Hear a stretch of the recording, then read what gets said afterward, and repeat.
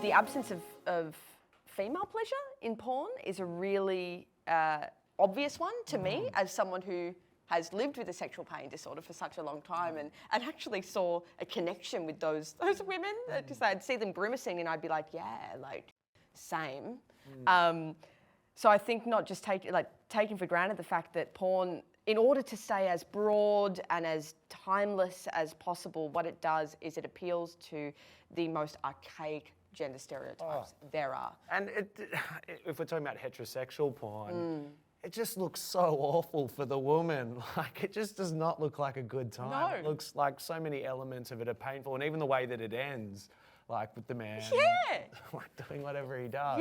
Yeah. The accessibility of porn and the imagery that we see in porn has made some men in my life feel entitled to sexual gratification, and some women in my life, including myself, not feel entitled to sexual gratification, to instead feel like a vessel. So if you're a young person and you are having perhaps one of your early sexual encounters and all you had learnt, all that you knew about intimacy was what you had learnt from a porn site, how do you think that script would play out?